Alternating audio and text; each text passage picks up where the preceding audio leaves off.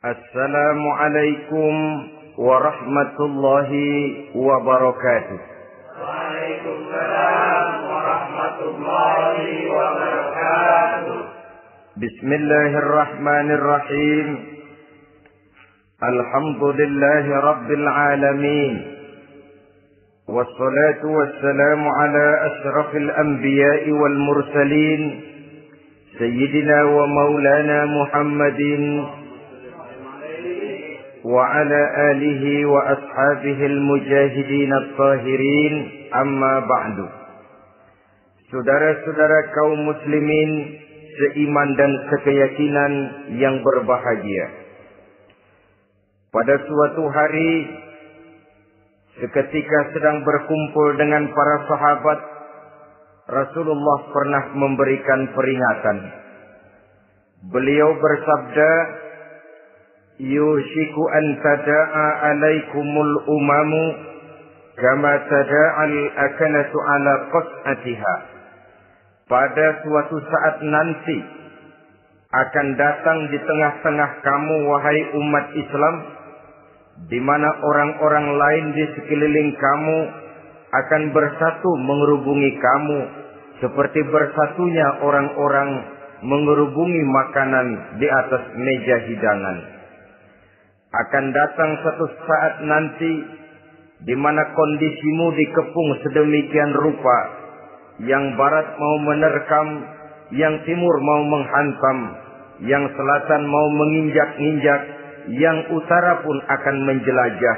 Kondisimu seperti makanan di atas meja hidangan. Sebagian sahabat merasa heran dan terkejut, lalu mereka bertanya, amin qillati nahnu yawma izin ya Rasulullah. Apakah jumlah kami pada waktu itu sedikit ya Rasul? Kami sampai dikepung sedemikian rupa?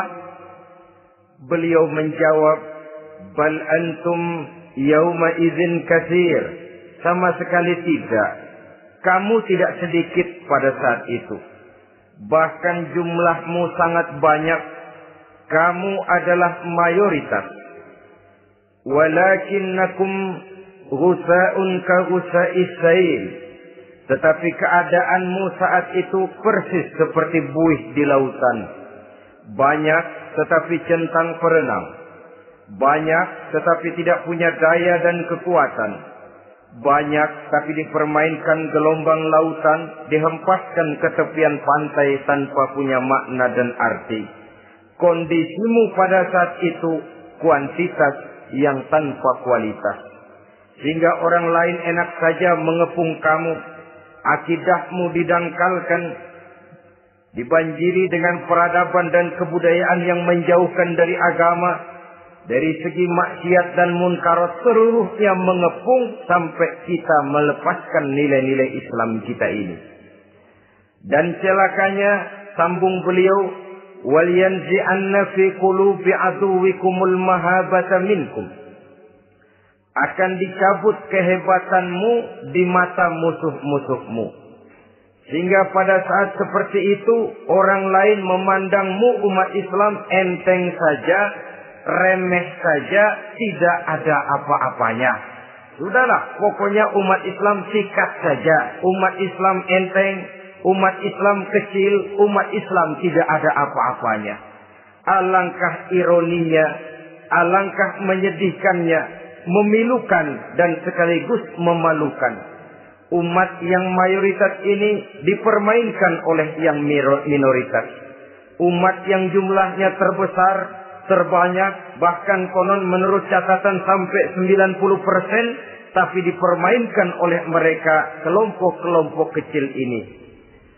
وَلْيَقْذِفَنَّ فِي قُلُوبِكُمُ الْوَهْنَ. Pada saat itu di hatimu dicampakkanlah penyakit wahan. Sahabat kemudian bertanya, wa mal wahnu ya Rasulullah? Apakah penyakit wahan itu ya Rasul? Beliau menjawab, hubbud dunya wa karahiyatul maut. Penyakit wahan itu tidak lain hubbud dunya wa karahiyatul maut. Terlalu cinta kepada dunia dan terlalu takut kepada mati. materialistis dan takut resiko. Dua penyakit inilah yang menyebabkan walaupun umat ini mayoritas, tapi dipermainkan oleh yang minoritas. Walaupun dia golongan terbesar, tapi nasibnya seperti makanan di atas meja makan. Dari segala macam penjuru mau menghantam dia. Saudara-saudara kaum muslimin yang berbahagia, ini merupakan analisa sosial bahwa pada suatu saat nanti akan terjadi di tengah-tengah umat di mana kita dihantam dan diserbu dari segala macam penjuru. Akidah didangkalkan, peradaban dan kebudayaan dirusak, makanan dan minuman diracuni, pakaian ditelanjangi dan lain sebagainya, sampai kita melepaskan nilai Islam yang kita cintai ini. Kondisi sosial ini satu saat akan datang kepada kita. Demikian analisa dan peringatan dari Rasulullah sallallahu alaihi wasallam. Marilah sekarang kita melihat, adalah benar bahwa di zaman sekarang kita insya Allah tidak akan mengalami perang Badar sehebat yang pernah dialami oleh Rasul dan para sahabatnya. Tetapi sesungguhnya perang yang kita hadapi di zaman sekarang ini tidak kalah hebatnya dengan perang Badar, tidak kurang dahsyatnya dengan perang Uhud, tidak kurang ngerinya dari perang Khandaq. Hanya saja yang kita hadapi sekarang ini bukan ujung pedang, bukan ujung tombak, bukan ujung panah. Yang kita hadapi sekarang ini adalah perang akidah, perang ideologi, perang mempertahankan keyakinan. Yang kalau kita kalah sekarang, kita memang masih beragama. Tetapi anak kita, cucu kita, generasi yang akan hidup 5, 10, 20, 30 tahun yang akan datang, wallahu a'lam bissawab. Islam, saudara-saudaraku, tidak mungkin hilang dari dunia. Tetapi tidak mustahil Islam gulung tikar dari desa kita. Tidak mustahil Islam gulung tikar dari kampung dan kota kita, jikalau kita tidak menjaganya, jikalau kita tidak memeliharanya, bahkan jikalau kita tidak mewariskannya kepada anak-anak kita, generasi yang akan datang. Marilah kita mengingat sejenak bagaimana Islam di Spanyol yang pernah jaya, pernah mewarnai daratan Eropa, dan yang sekarang hanya sekedar tinggal ceritanya saja. Ini pernah diperingatkan oleh Rasul dalam satu hadis, "Sayati ala ummati zamanun la yabqal Islam illa ismun wala minal Quran illa rasmun." Akan datang satu masa di tengah umatku di mana pada masa itu Islam ada tapi hanya tinggal sekedar namanya saja, dan Quran pun ada tapi cuma sekedar tinggal tulisannya saja. Apabila kita tidak mewariskan ini kepada generasi yang akan datang, maka serbuan-serbuan dari berbagai macam penjuru dari hari ke hari semakin kita rasakan kehebatannya. Tidak mustahil sejarah Spanyol akan terjadi di desa kita, akan terjadi di kampung kita, akan terjadi di kota kita. Orang Spanyol, kalau mereka cerita kepada anaknya, mereka akan cerita, "Nak, di sini dulu ada masjid." "Kapan, Pak?" Dulu bener dah. Banyak orang Islam kalau hari Jumat pada sembahyang, "Kapan itu, Pak?" Dulu sekali. Sekarang cuma sekedar tinggal ceritanya saja. Bukankah sesuatu yang sangat tidak mustahil apabila kita tidak menjaga dan mewariskan Islam ini kepada generasi yang akan datang, maka serbuan-serbuan akan membawakan hasil yang diinginkan oleh para penyerbu itu tadi.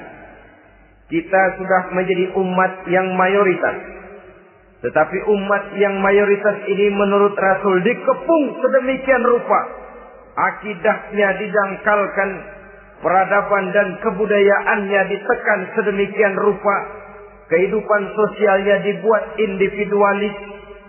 Kemudian dari segi pergaulan, pakaian, makanan, minuman dan sebagainya diracuni sampai dia tidak lagi berpegang teguh kepada agamanya. Dan dikala itu hilang kehebatan umat ini di mata musuh-musuhnya. Orang lain memandang kita ringan saja, enteng saja, satu umat yang sudah kehilangan wibawa. Padahal konon kabarnya kita mayoritas, tapi enak saja dikutak-kutik orang lain. Dan dikala itu di hati kita merajalela penyakit wahan. Penyakit wahan itu apa? Pertama, hubbud dunia, terlalu cinta kepada dunia. Terlalu cinta kepada dunia yang menyebabkan kita lupa. Lupa akan tanggung jawab dan kewajiban. Lupa meneruskan dan mewariskan Islam kepada generasi yang akan datang. Kita berlomba hanya untuk mengejar dunia dan seluruh isinya. Baik dia bernama material, baik dia bernama seksual, baik dia bernama pangkat, jabatan dan kedudukan, berlomba-lomba kita di dalamnya. Sampai tercampaklah penyakit hubbud dunia di dalam hati ini. Berurat dan berakar dunia itu, sulit dan berat kita berpisah daripadanya.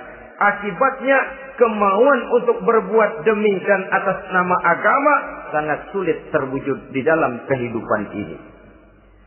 Yang kedua, karahiyatul maut, terlalu takut kepada mati. Baik mati ajal, mati dalam artian yang sebenarnya, baik mati usahanya, baik mati karirnya, baik mati pangkat dan jabatannya. Sehingga dengan demikian akibatnya jatuhlah kita menjadi umat yang kehilangan wibawa di mata orang lain. Saudara-saudara kaum muslimin rahimakumullah. Saya katakan tadi, perang yang kita hadapi di zaman sekarang adalah perang akidah. Perang menghadapi peradaban dan kebudayaan yang menghancurkan moral daripada anak-anak kita. Perang menghadapi banjirnya maksiat dan munkarat. Yang di tengah-tengah itu, di samping berkewajiban menjaga diri dan keluarga, kita pun juga berkewajiban menjaga anak-anak kita, generasi yang akan datang. Mengarahkan dan mendidik mereka sesuai dengan yang dikehendaki oleh Allah Subhanahu wa ta'ala. Oleh sebab itu, pada pertemuan kali ini yang akan saya bicarakan ialah bagaimana idealnya seorang muslim lebih dahulu memberikan pendidikan kepada anak-anaknya. Di tengah satu situasi dan kondisi di mana serbuan datang silih berganti melanda dan menghantam umat Islam, kemana anak-anak kita ini harus kita arahkan? Karena kita orang tua mempunyai tanggung jawab. Anak adalah amanah. Menyia-nyiakan amanah adalah dosa. Dan dosa itu merupakan satu dosa yang besar. Bahkan orang tua bisa saja masuk neraka kalau tidak bertanggung jawab tentang anak-anaknya. Satu riwayat menjelaskan ada orang soleh. Ngajinya cukup. Sholatnya cukup. Puasanya cukup, zakatnya cukup, di mana ada majelis taklim hadir, baca Quran hobi, fitnah orang tidak pernah. Di akhirat setelah disidang dia ternyata lebih banyak kebaikannya daripada kejahatannya, maka dia pun diperintahkan dan dipersilahkan masuk ke dalam surga. Giliran anaknya disidang, biang okem nih anak. Ditanya, siapa Tuhanmu? Tidak tahu. Siapa nabimu? Tenyaho. Apa kitabmu? Ora gelem. Kamu pernah sholat? Tidak. Zakat? Tidak. Puasa? Tidak. Judi? Hobi. Zina? Tiap malam. Mabuk? Berat. Wah, brengsek kamu. Kebaikan tidak ada barang sedikit pun, sementara kesalahan dan dosa berlipat ganda. Kamu neraka. Anak ini protes. Benar, saya tidak kenal siapa Tuhan saya. Saya tidak tahu siapa nabi saya. Saya tidak tahu kitab suci dan kiblat saya. Saya tidak sholat, tidak zakat, tidak puasa. Tiap malam saya judi, saya zina, saya mabuk. Tapi saya kerjakan semua itu karena saya tidak tahu dan orang tua saya tidak pernah memberitahu saya. Dia enak-enakan hadir di majelis taklim, saya nyekek botol, didiemin saja. Dia enak-enakan baca Quran, saya zina, didiamkan saja. Saya bukan tidak mau, orang tua saya sama sekali tidak pernah mendidik saya. Dia mau benar sendiri. Maka kalau sekarang saya harus masuk ke dalam neraka, saya menuntut agar orang tua saya ikut sama-sama bergabung dengan saya ke dalam neraka. Gara-gara dia tuh saya jadi begini. Orang tuamu yang mana? Tuh, yang barusan mau ke surga. Ini orang tua yang sudah mau berangkat ke surga dipanggil. Sebentar dulu, Mas. Ini benar anak kamu? Iya, Pak. Waktu di dunia kamu tidak pernah ajarin dia ngaji? Sampai dia tidak kenal Tuhannya, tidak kenal nabinya, tidak kenal kiblat dan kitab sucinya? Iya, Pak. Dia tidak sholat, kamu diamkan saja. Dia tidak puasa, tidak zakat, kamu bersikap masa bodoh. Bahkan dia judi, dia zina, dia mabuk, kamu pun berdiam diri saja. Iya, Pak. Tahukah kamu bahwa anak ini adalah amanah? Menyia-nyiakan amanah artinya khianat, dan khianat adalah dosa yang sangat besar. Kamu tidak bertanggung jawab, maka kamu, anakmu gabung ke dalam neraka. Saudara-saudara kaum muslimin rahimakumullah. Itu sebabnya Allah pesan benar-benar, ya ayyuhalladzina amanu qu anfusakum wa ahlikum nara. Hai orang-orang yang beriman, jaga dirimu dan keluargamu, istri, anak, orang-orang yang menjadi tanggung jawab dan kewajiban kita, jaga dan pelihara mereka dari api neraka. Saudara-saudara kaum muslimin, lalu kalau kita orang-orang tua yang hidup di zaman sekarang ini sudah sering beristighfar, mengurut dada, melihat situasi, membaca peta keadaan, konon tantangan yang akan dihadapi oleh anak-anak kita 15, 20, 25 tahun yang akan datang jauh lebih berat dari apa yang kita hadapi sekarang ini. Maka adalah wajar jika kita sebagai orang tua yang cinta kepada agama, cinta kepada anak-anak kita, berpikir untuk mewariskan nilai-nilai yang luhur ini kepada anak-anak kita generasi yang akan datang. Bagaimana pada mulanya kita harus mendidik mereka? Mari kita telusuri apa yang dicontohkan oleh Al-Quranul Karim. Orang-orang tua bijaksana yang diceritakan dalam Al-Quran, kalau sudah berpikir tentang anak-anaknya generasi yang akan datang, pendidikan pertama yang diberikan kepada anaknya ternyata adalah persoalan akidah. Nabi Ibrahim, pertanyaan yang paling merisaukan beliau buat anak cucunya ialah, ma ta'buduna min ba'di.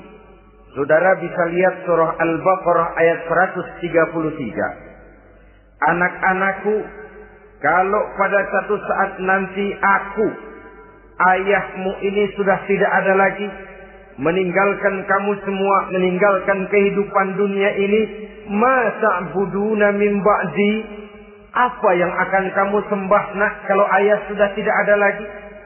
Jikalau ayahmu sekarang masih rajin ke masjid, melakukan rukuk dan sujud, i'tikaf dan membaca Quran, kalau satu saat ayahmu meninggalkan dunia ini, masihkah engkau mau ke dalam masjid? Masihkah engkau rukuk dan sujud? Masihkah engkau i'tikaf? Ma ta'buduna min ba'di, apa yang akan kamu sembah kalau aku ayahmu tidak ada lagi nak? Ditanamkan bukan hanya keyakinan bertauhid, sekaligus juga menyembah kepada Allah yang kita yakinkan dengan tauhid itu tadi. Bukankah berbeda dengan kita kebanyakan orang tua sekarang? Kita tidak pernah berpikir masa buduna min ba'di. Kalau bapak tidak ada, kamu nyembah apa nak? Kita orang tua sekarang pagi-pagi malah berpikir masa kuluna min ba'di. Kalau bapak nggak ada, kamu nanti makan apa nak?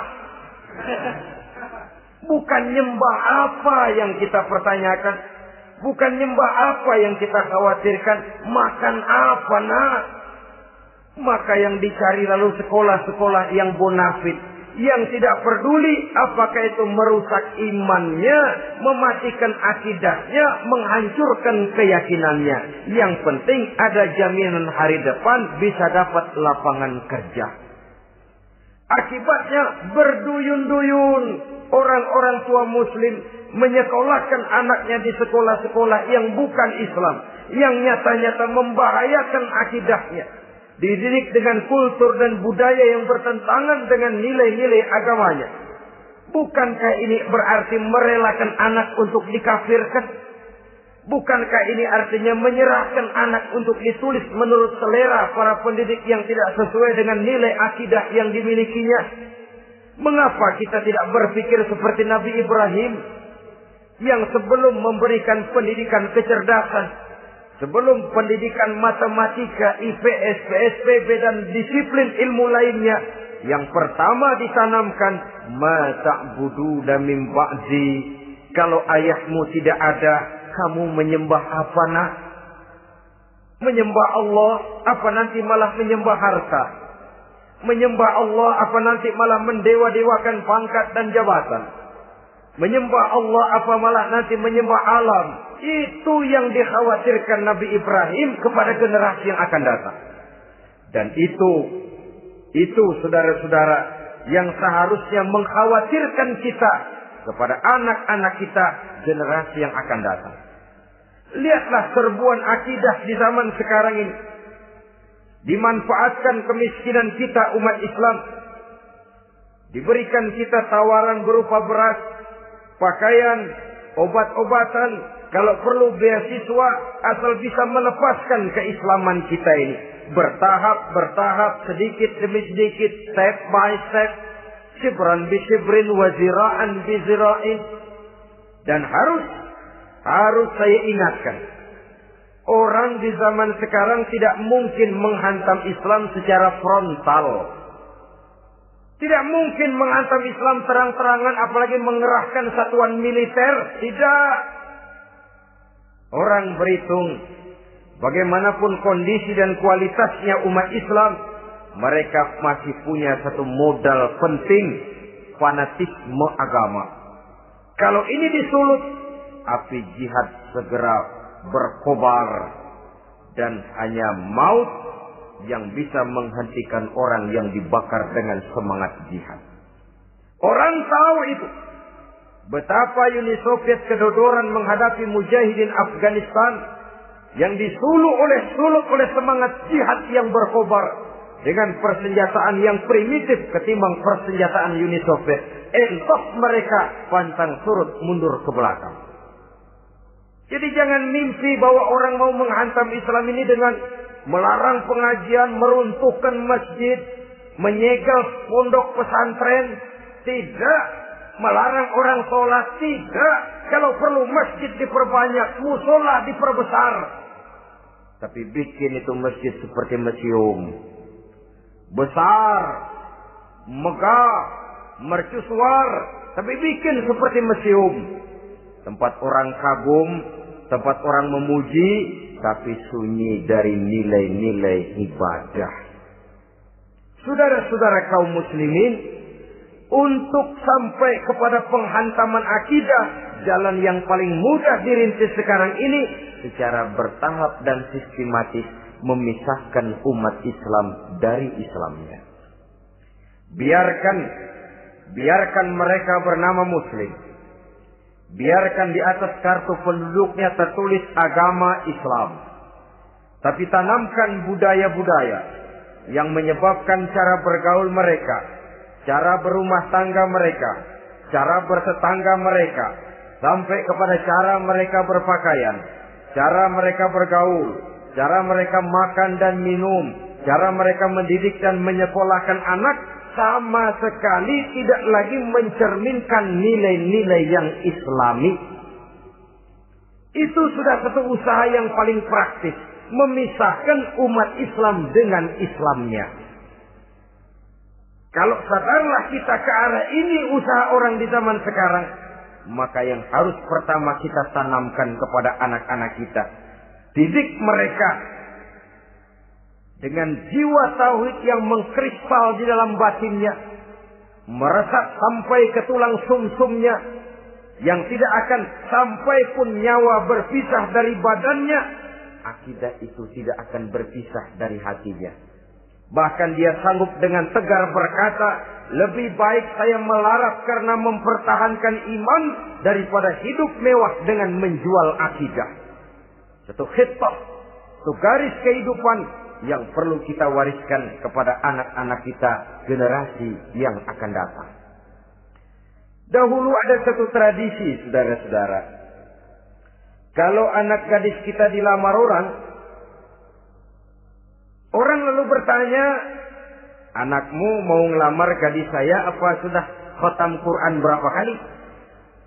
Apa sudah bisa baca kitab macam-macam dan lain sebagainya? Sehingga lahirlah satu kebanggaan. Apapun motifnya, tapi pertanyaan semacam ini zaman sekarang sudah langka. Paling-paling yang ditanya kalau anaknya dilamar orang, anakmu kerja di mana? Gajinya sebulan berapa?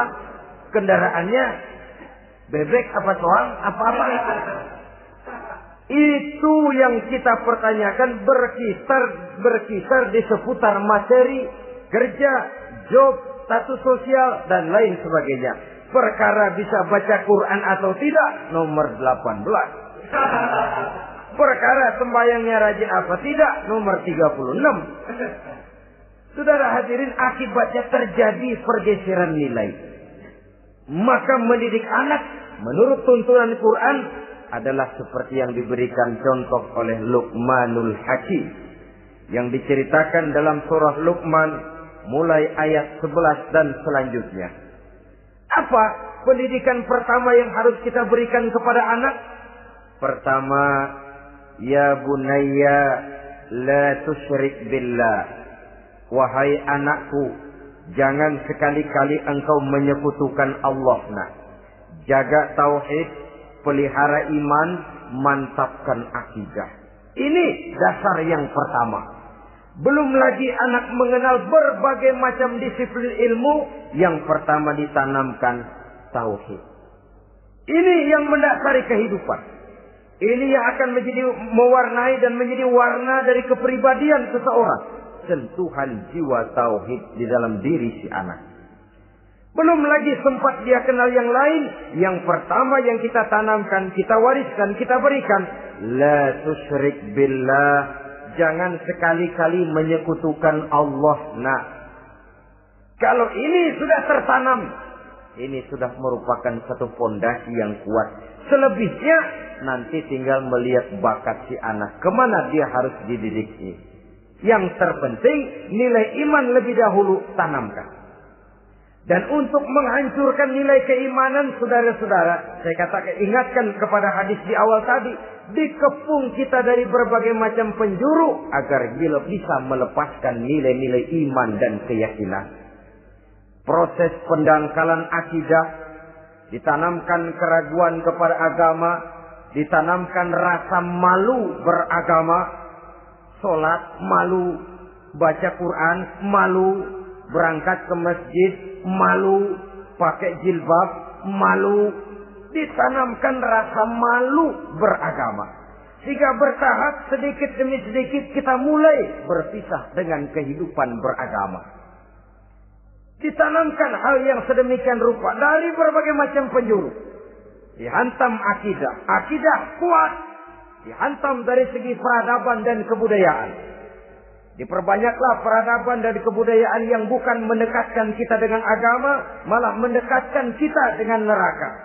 Menjauhkan kita dari agama, menjauhkan kita dari nilai-nilai luhur yang diwariskan oleh orang-orang tua kita terdahulu. Adalah kewajiban kita yang pertama mendidik anak, menanamkan roh, jiwa, dan semangat tauhid di dalam diri mereka. Saudara-saudara kaum muslimin rahimakumullah.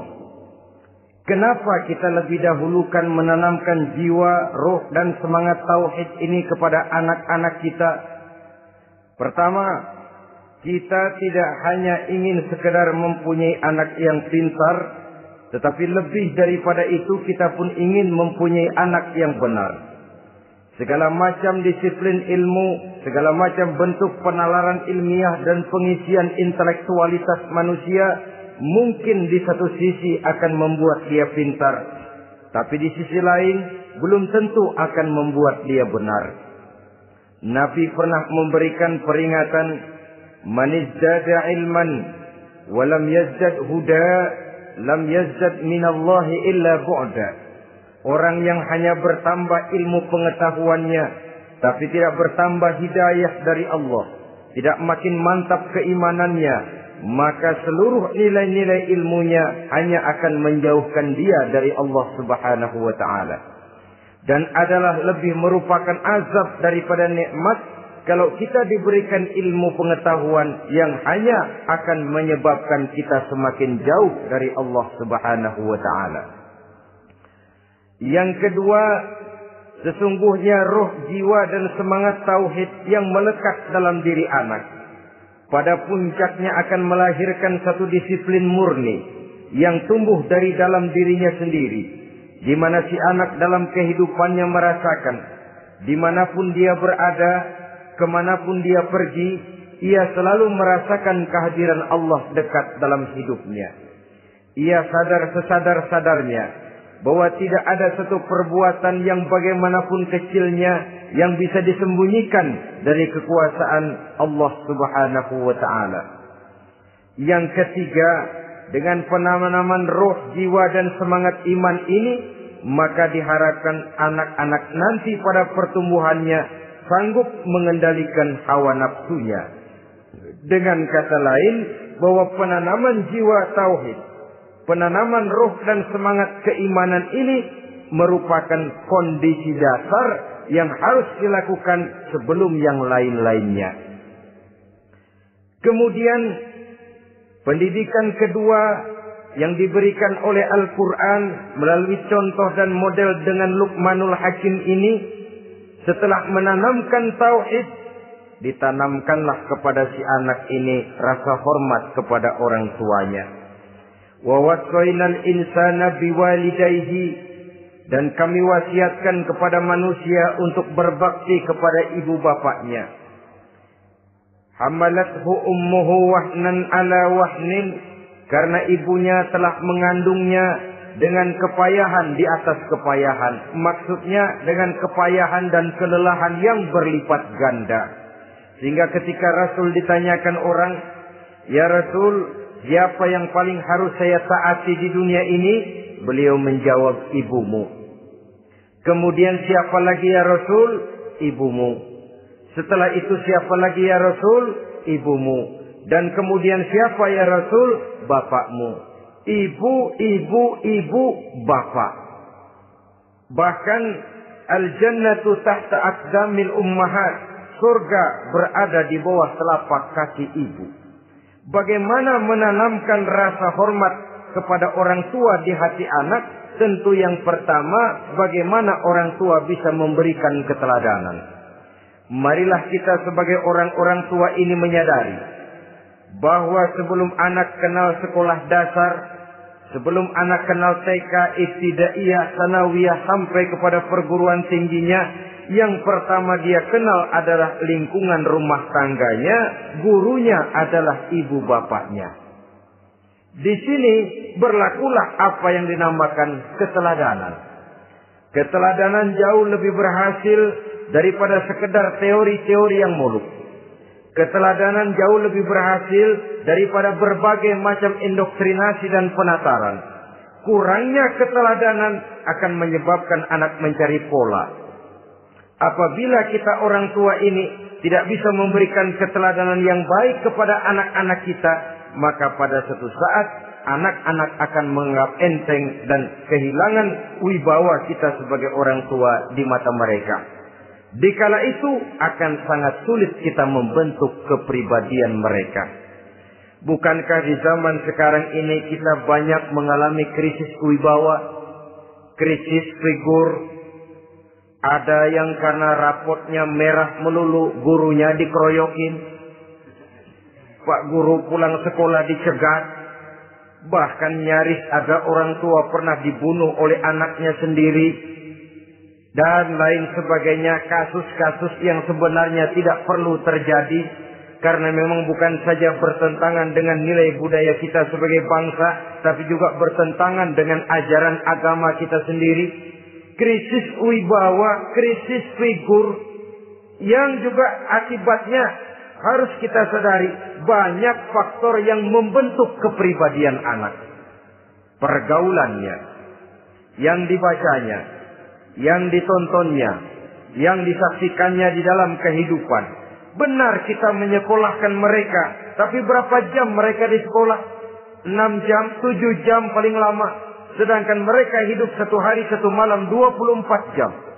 Kalau cuma 7 jam di sekolah, ini berarti lebih banyak dia di luar sekolah.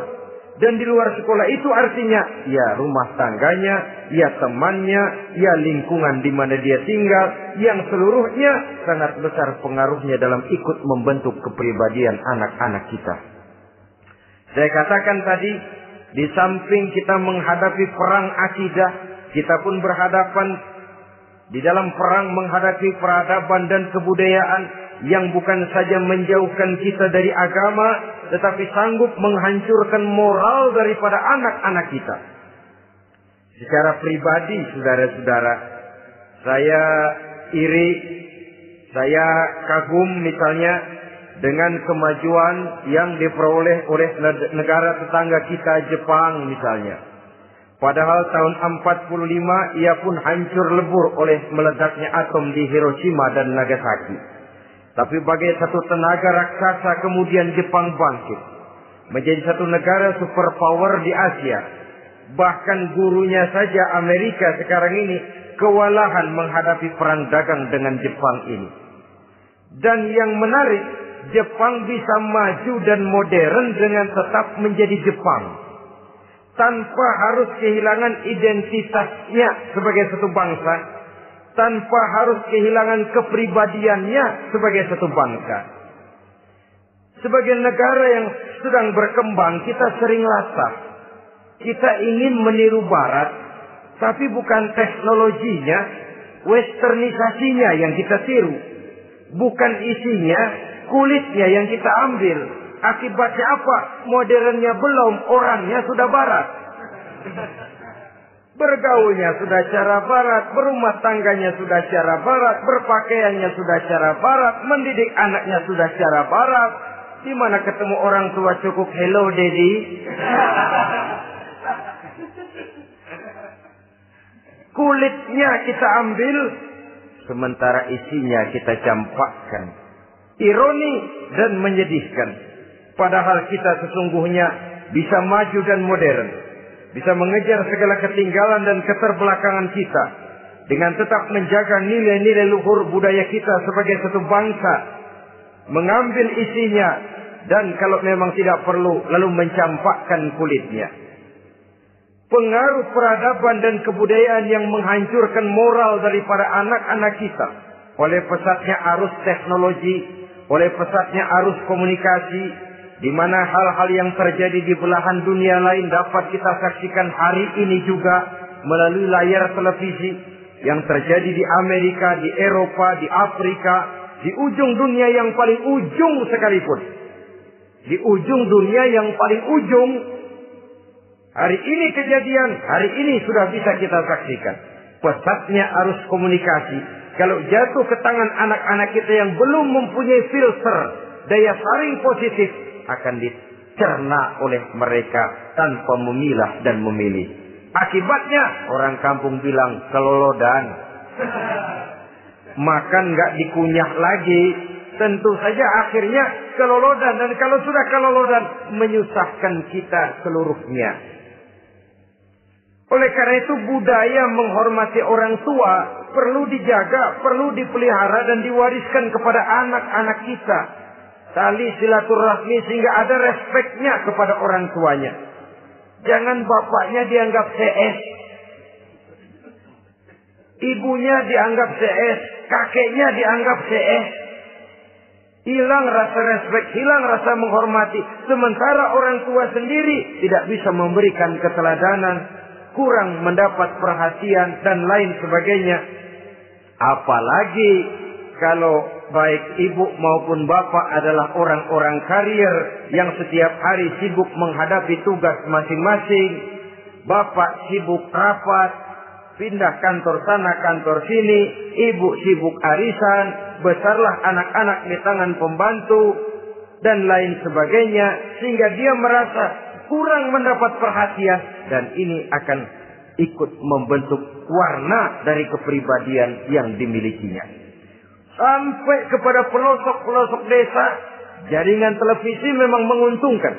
Tapi kalau sudah sampai kepada menayangkan budaya-budaya yang tidak sesuai dengan pola di mana mereka tinggal, pola lingkungannya, dan ingin mereka terapkan dalam kehidupan, ironi dan menyedihkan. Maka sering dikatakan, jikalau ABRI masuk desa, rakyat beruntung. Jikalau listrik masuk desa, rumah jadi terang. Jikalau koran masuk desa, rakyat jadi cerdas. Jikalau hakim masuk desa, rakyat lalu sadar hukum. Tapi jikalau maksiat dan munkarat masuk desa, minuman keras masuk desa, judi masuk desa, pelacuran masuk desa, rakyat tentu kiamat. Dan kita harus punya budaya untuk memilah dan memilih, mempunyai filter untuk jadi daya saring positif. Oleh karena itu, saudara-saudara, tahap kedua setelah menanamkan jiwa tauhid kepada anak, tanamkan rasa hormat kepada orang tuanya. Orang tua itu ibu bapaknya, orang tua itu guru-gurunya yang mengajarkan dia, atau yang dianggap tua yang lebih senior dari dia. Karena tidak ada satu peradaban yang berdiri sendiri. Bagaimanapun maju dan modernnya kita sekarang, tentu merupakan mata rantai yang berkaitan dari generasi terdahulu. Ini yang kedua. Setelah tauhid, berbakti kepada ibu dan bapak. Tidak ada satu kebahagiaan yang bisa ditegakkan di dunia ini tanpa doa, tanpa restu daripada ibu dan bapak. Ini rahmat hidup. Doanya dikabul Allah dan kutuknya juga dikabul oleh Allah Subhanahu wa taala. Jadi mendidik anak setelah menanamkan jiwa tauhid, menanamkan rasa hormat dan taat berbakti kepada ibu bapaknya. Itu yang kedua.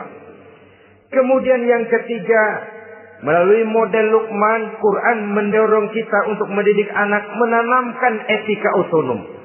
Apa itu? Ya bunayya, innaha in takum misqala habbatin min khardalin fatakun fi sakhratin aw fis samawati aw fil ardi ya'ti biha Allah. Wahai anakku, sesungguhnya kalau ada satu kebaikan yang kamu kerjakan, kecil, tidak nampak oleh pandangan mata yang zahir, yang kecil itu tersembunyi di puncak langit, di dasar bumi yang paling dalam, atau di tengah batu hitam sekalipun, Allah pasti mengetahuinya dan pasti akan memberikan balasan yang seadil-adilnya. Pendidikan apa ini? Pendidikan moral, menanamkan etika otonom. Nah, kau berbuat baik jangan karena dilihat orang. Kau tidak mau melakukan kejahatan jangan cuma karena ada polisi. Kalau ada polisi kau tidak mau jahat, kucing juga begitu. Coba lihat kucing. Taruh ikan asin di piring kaleng, tongkrongin. Aduh, kucing kalem, sopan, tenang. Sedikit kita lengah, habis ikan digarap. Tapi ditanamkan satu kesadaran, kemanapun kau pergi, apapun yang kau kerjakan, tersembunyi di tengah batu, di dasar bumi, di puncak langit, Allah pasti tahu. Dalam bahasa yang ringan, Kita ini diawasi oleh 2 hiperkomputer yang maha sensitif. Produksi langit, mereknya Rockheed dan Asid. Itu komputer yang sangat peka dan sensitif. Jangankan kita berbuat, kita berniat baik saja, komputer sudah nyatet sendiri. Inilah yang orang sekarang namakan waskat, pengawasan malaikat. Kalau hidup sudah merasa diawasi oleh malaikat, waskat berhasil. Tapi kalau waskat sudah diawasi malah nekat, itu yang gagal. Atau yang diawasi dan yang mengawasi sama-sama sepakat. Itu juga bisa cincai. Saudara-saudara kaum muslimin rahimakumullah. Waskat dalam pengertian kita muslim, bagaimana hidup ini merasakan diawasi oleh malaikat. Intelektualitas yang tinggi sekalipun, IQ yang nilainya plus sekalipun, disiplin ilmu yang bagaimanapun banyak yang memenuhi benak kita tanpa diiringi oleh etika otonom, orang sering mencari celah dan kesempatan. Mencari celah dan kesempatan. Tapi kalau sudah merasa, kemanapun saya pergi, dimanapun saya berada, kebaikan bagaimanapun sekecilnya saya lakukan, toh Allah pasti akan memberikan balasan. In khairan fa khairun, wa in syarran fa syarrun. Jikalau baik, baik balasan yang kita terima. Jikalau jahat, jahat kejahatan yang kita terima. Kalau sudah ke arah ini kita berpikir, maka sesungguhnya kalau kita berbuat baik kepada orang lain, hakikatnya kita sudah berbuat baik kepada diri kita sendiri. Lalu tidak ada merasa rugi berbuat baik kepada orang. Karena manakala dia melakukan kebaikan kepada orang lain, artinya dia sudah berbuat baik untuk dirinya sendiri. Jadi setelah tauhid, kemudian berbakti kepada ibu bapak, yang ketiga baru pendidikan tentang akhlak, tentang moral.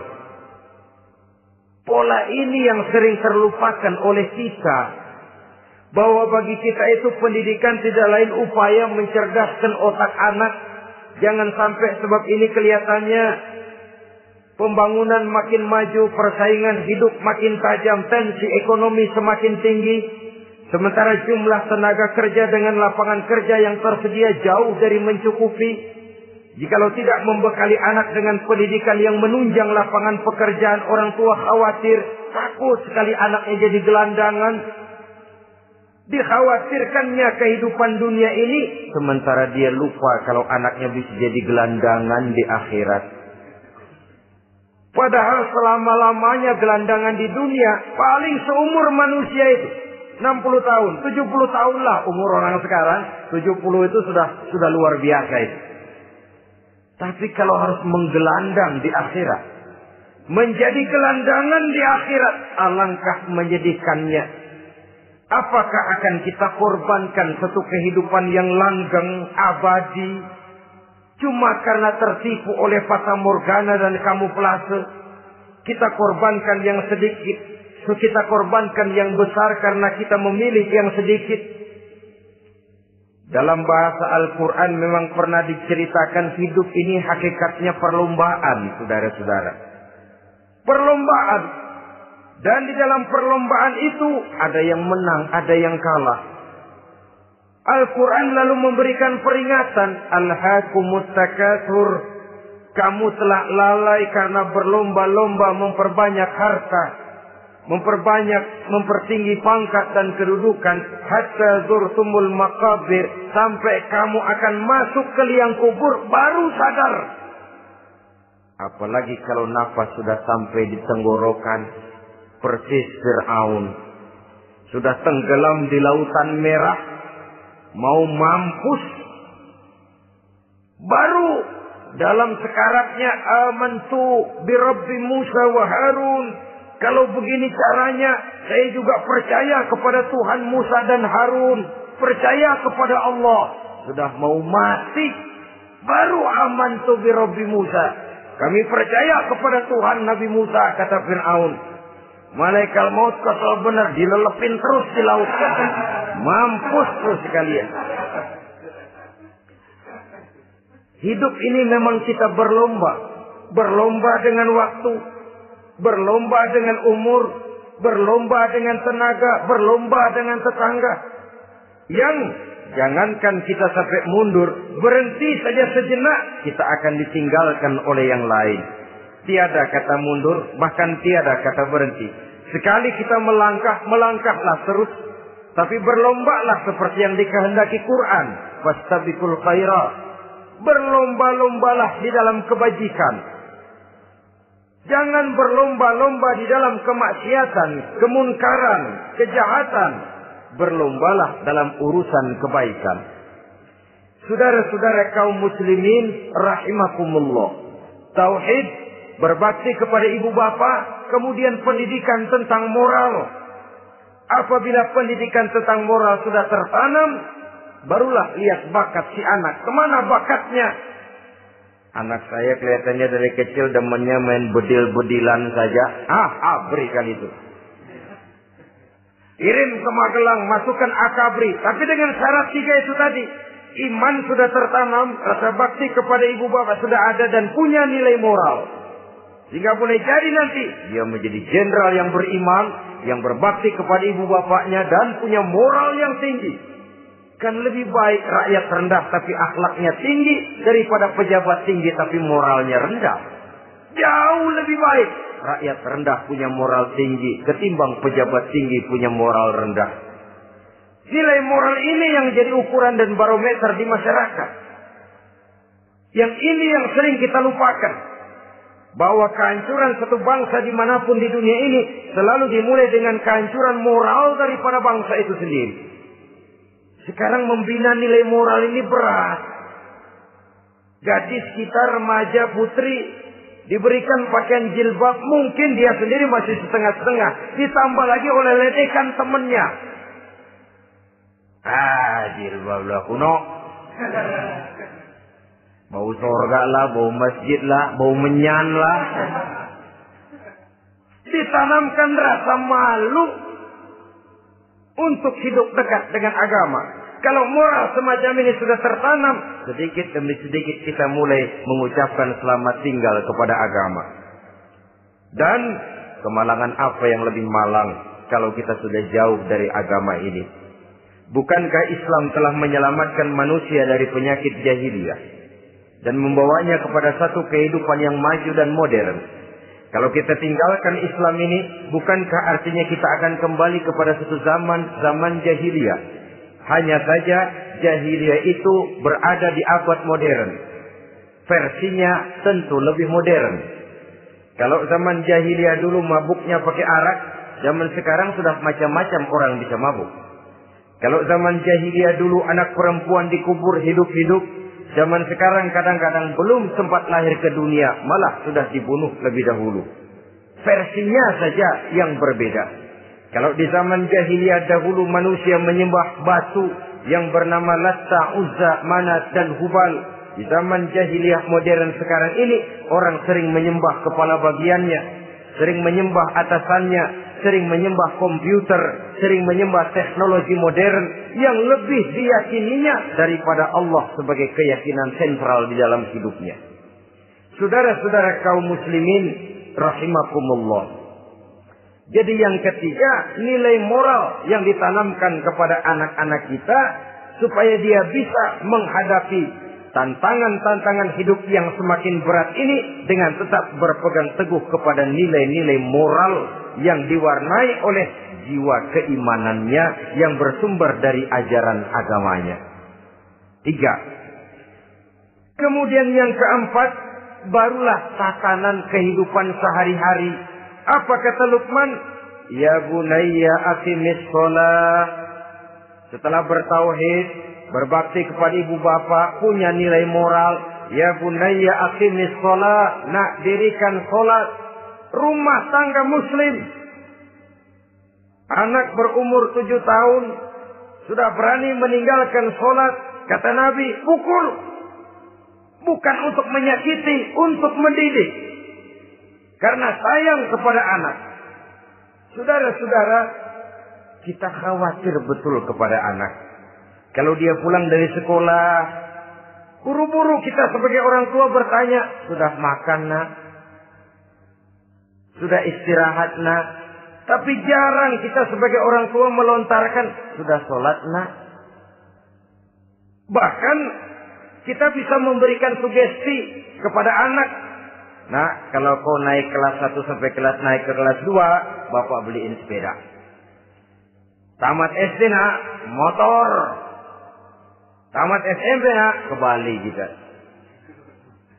Tamat SMA nak, Singapura. Saudara-saudara, tapi kalau untuk urusan sholat misalnya, kita tidak pernah memberikan sugesti kepada anak-anak kita. Nah, kalau kau hafal Fatihah lengkap dengan artinya, bapak beliin sepatu. Nah, kalau kau bisa sholat dengan baik, cukup syarat rukunnya, bapak beliin sepeda. Ada rangsangan, ada sugesti yang membuat anak lebih tergerak untuk hidup dalam suasana keagamaan.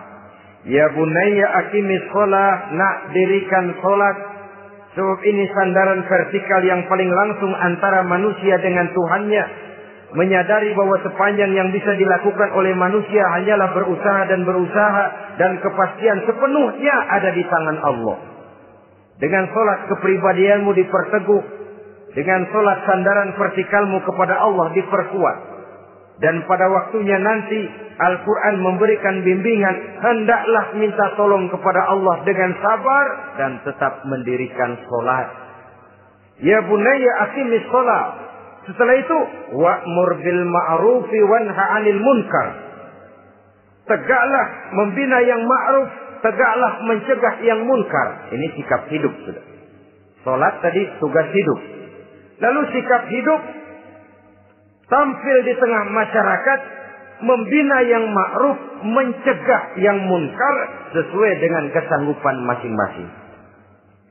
Bukankah setiap kita kepingin punya anak yang bermanfaat, setidaknya bagi keluarganya, syukur kalau bisa bagi lingkungannya, bagi masyarakat, bangsa dan negaranya. Dan satu di antara tanda orang yang bermanfaat, kalau dia bisa hidup menjadi penganjur yang ma'ruf dan pencegah yang munkar. Dan itu kalau tidak ada hidayah, sulit orang mau melaksanakan itu. Sebab apa? Ada kecenderungan belakangan ini di mana agama dianggap urusan pribadi. Sehingga orang lalu sering bilang, jangan bawa-bawa agama dah, itu kan bukan urusan agama. Ini sudah ciri berpikirnya sekuler. Jangan bawa-bawa agama. Agama urusan pribadi. Artinya orang mau sholat mau enggak, jangan bilang apa-apa dah. Urusan dia sendirian. Dia mau puasa dia enggak, merdeka saja, urusan pribadi. Agama bukan persoalan pribadi. Apalagi jika sudah menyangkut amar ma'ruf dan nahi munkar.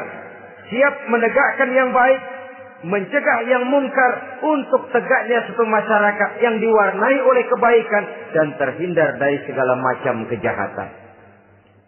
Dan terus ayat-ayat selanjutnya mencerminkan sikap hidup. Namun yang intinya, cara mendidik anak yang baik, yang dicontohkan oleh Al-Quran dengan Luqmanul Hakim sebagai model. Pertama, tanamkan tauhid. Yang kedua, tanamkan rasa hormat dan berbakti kepada ibu bapaknya. Yang ketiga, tanamkan moral, nilai akhlak yang tinggi. Setelah itu yang keempat, biasakan hidup dalam suasana keagamaan. Kontrollah sholatnya, kontrollah baca Qur'annya, kontrollah puasanya di bulan Ramadan.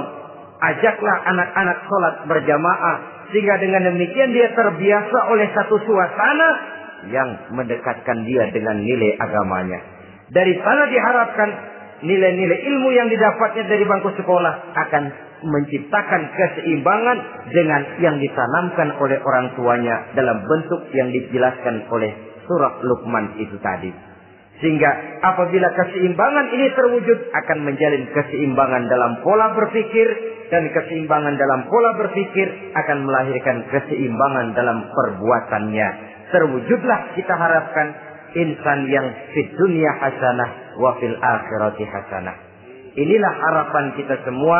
Mudah-mudahan Allah memberikan kekuatan kepada kita untuk mewariskan nilai-nilai yang baik kepada generasi yang akan datang. Sehingga esok harus lebih baik daripada hari ini. Dan lusa harus lebih baik daripada hari esok. Terima kasih atas perhatian saudara. Mohon maaf atas segala kekurangan. Usikum wa nafsi bitaqwallah. Wassalamualaikum warahmatullahi wabarakatuh.